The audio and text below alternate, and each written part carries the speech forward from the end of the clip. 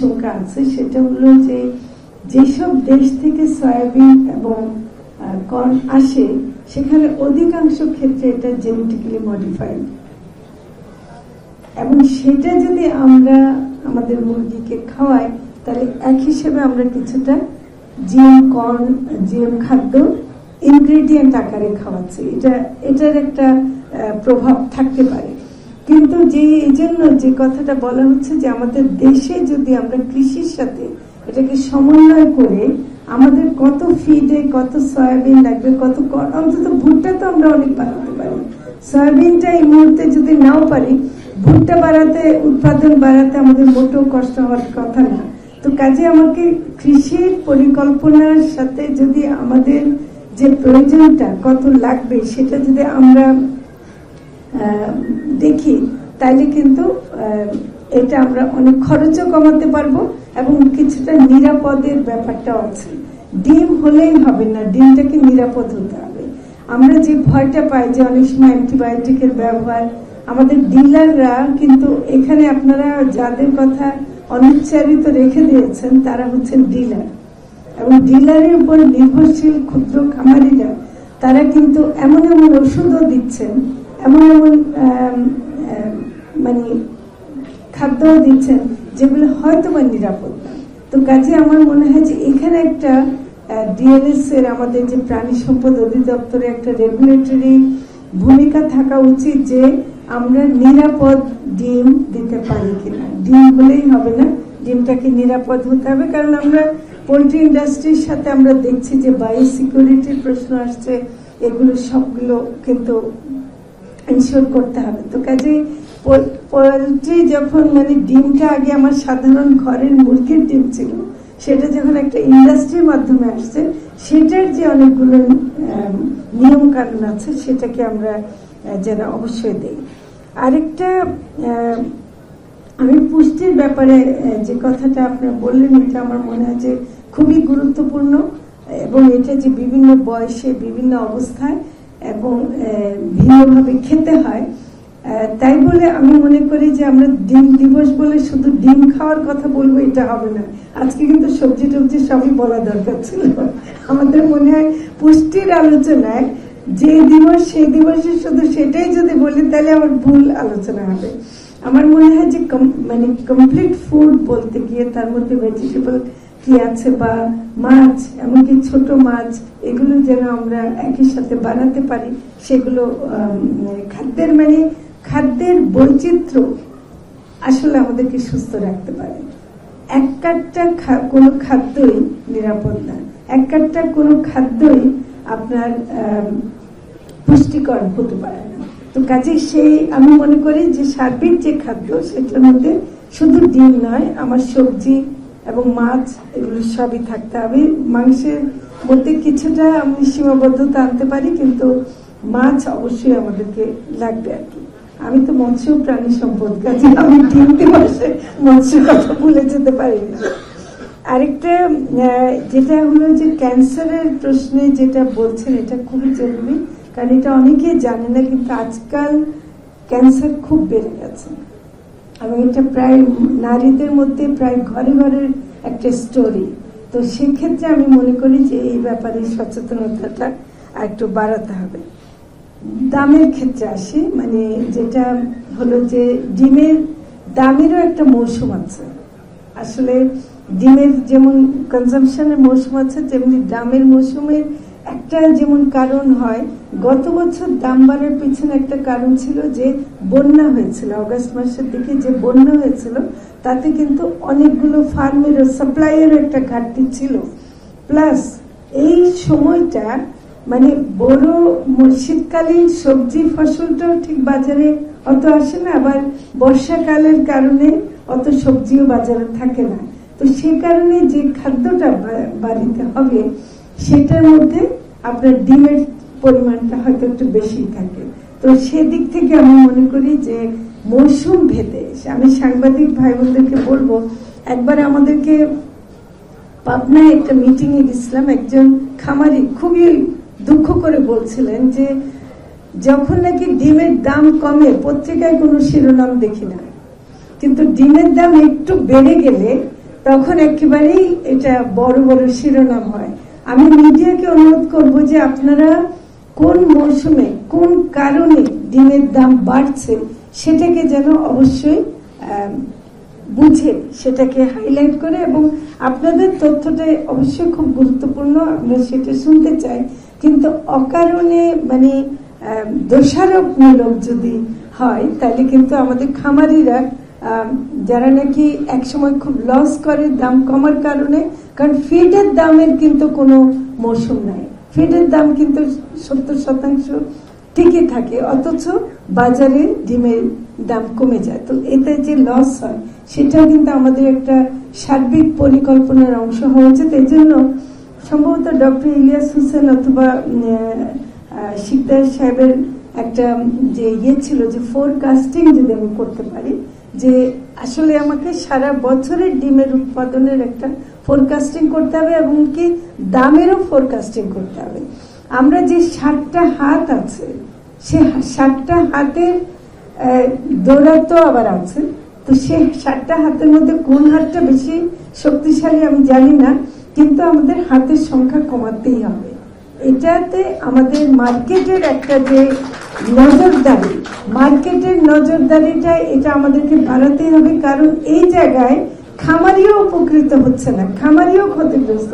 এমন যদি হতো যে খামারি বেশি দাম পাচ্ছে আর কনজিউমার বেশি দাম দিচ্ছে তাহলে একটা অন্য ব্যাপার হতো, কিন্তু কনজিউমার বেশি দাম দিচ্ছে, খামারের দাম বেশি পাচ্ছে না, মাঝখানে কয়েকটা হাত কোনো ইনভেস্ট মানে না করে শুধু হাত বদল করার কারণে, এমনকি আমি এটাও শুনেছি যে মানে কারণ বাজারে আসার পরেও মানে শুধু পর্যন্ত যাওয়ার মধ্যে কয়েক হাত বদল হয়ে যায়। এই যে জায়গাগুলো এগুলোকে অবশ্যই কঠোর হাতে দমন করতে হবে। এই ব্যাপারে কোনো ছাড় দিয়ে আমরা দিতে চাই না। আমরা সেখানে যে ব্যবস্থাটা নেব সেটা আমরা বাণিজ্য মন্ত্রণালয়, ভোক্তা অধিকার তাদের সহায়তা নিতে পারি, এবং আমরাও একটু বোঝার চেষ্টা করব যে এই হাতটা কোন হাত, যে হাতের কারণে এই দামগুলো বাড়ছে। তো আমি আর বেশি কথা বলবো না। তো আমি মনে করি যে ডিমের যে মানে প্রয়োজনটা সেটা এত বেশি দরকার যে আমার মনে হয় যে ইন্ডাস্ট্রির দিক থেকেও আরো বেশি এগিয়ে আসা উচিত।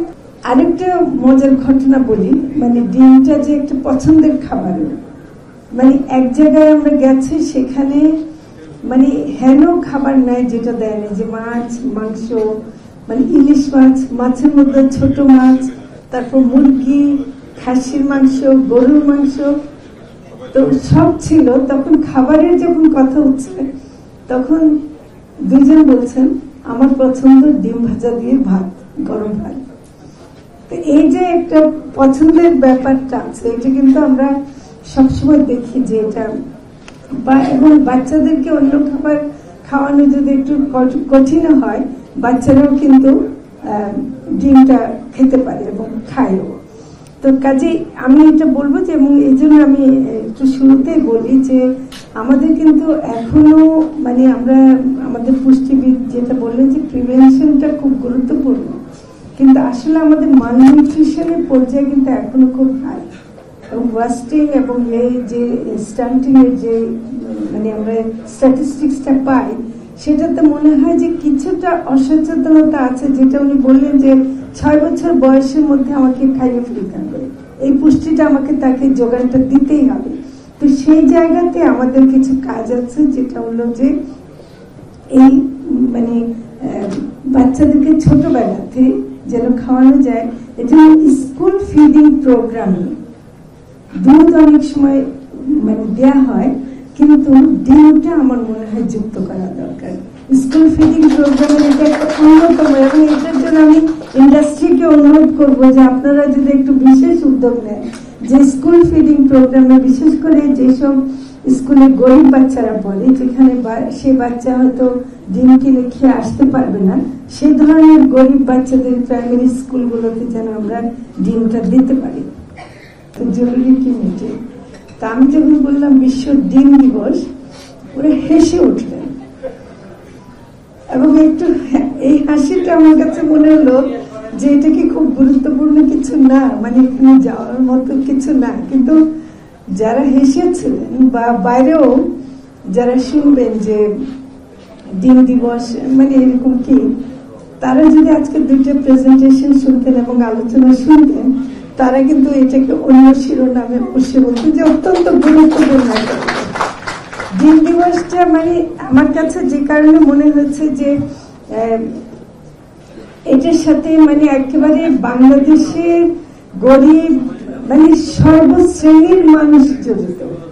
আপনার উৎপাদনের মধ্যেও বলেন, সেটা একেবারে গ্রাম পর্যায় থেকে শুরু করে ইন্ডাস্ট্রি পর্যায়ে বলেন যেমন জড়িত, তেমনি খাদ্যের বেলায়ও এটা কিন্তু একেবারে সব শ্রেণীর খাদ্য।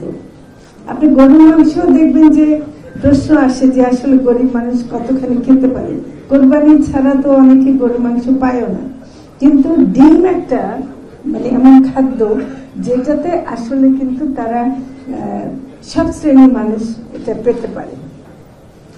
আরেকটা মানে বড় কথায় আসার আগে বলি যে দেশি মুরগি বা মুরগি এটা বলবো না, কিন্তু সাধারণ এমনিতে আমাদের মুসলিম সাহেব বলে যে 80% ডিম আসে মানে ক্ষুদ্র খামারিদের মাধ্যমে, এবং এখনো গ্রামের গরিব মহিলারা মানে তারা কিন্তু তাদের বাড়িতে আর কিছু না হোক দুটা মুরগি হাঁস ওদের থাকে, এবং এটা থাকার কারণে তারা বিক্রি করুক আর যাই করুক তারা কিন্তু পরিবারের এইটুকু পুষ্টি তারা দিতে পারে, সন্তানকে অন্তত ডিম দেওয়ার জন্য তারা মুরগিটা পালে।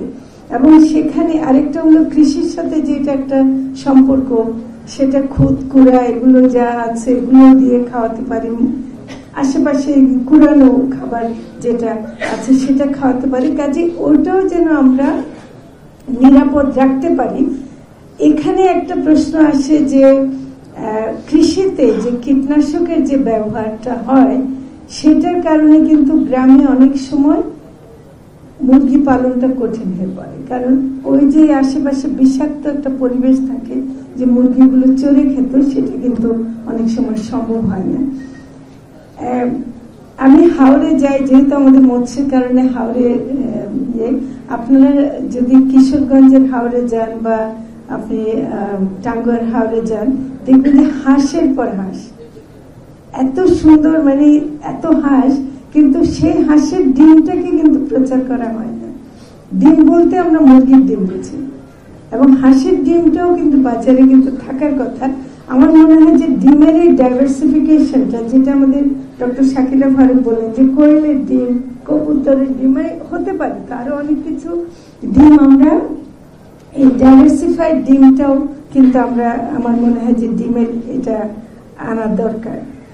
একটা আমরা বলছি বছরে, তার আগে আমি ডক্টর ইলিয়াস হোসেন এবং ডক্টর মাহমুদুল হাসান শিকদারকে অনেক ধন্যবাদ জানাই যে আপনারা খুবই গুরুত্বপূর্ণ তথ্য দিয়েছেন। যেটা জানলাম যে বছরে 24.5 কোটি ডিম উৎপাদন হচ্ছে এবং 135টা ডিম বছরে কনজিউম হচ্ছে, যদিও এই অ্যাভারেজটা আমার মনে হয় প্রতিনিধিত্বমূলক না, কারণ যেখানে কিছু কিছু মানুষ দিনে 3টা খাচ্ছে, অর্থাৎ বছরে যদি 365 দিয়ে গুণ দেন তাহলে অনেক বেশি, আবার কেউ কেউ দিনে একটাও খাচ্ছে না, তো সেই হিসাবে এই অ্যাভারেজ দিয়ে আমরা বুঝবো না। তবে যে গড়ে বাড়ছে এটা হলো যে আমাদের একটা জানার বিষয়। আমি পোল্ট্রি ইন্ডাস্ট্রি কথা একটু আসি, সেটা হলো যে পোল্ট্রি ইন্ডাস্ট্রি করতে গিয়ে যে আমরা করছি, যেভাবে উৎপাদনটা করছি সেটাতে কিছুটা মানে ফিড নির্ভর, এবং 70% কস্ট ফিডের উপর, এবং আমদানি করা ফিড হতে গিয়ে আমি সয়াবিন এবং কর্নের উপর যখন ডিপেন্ডেন্ট হই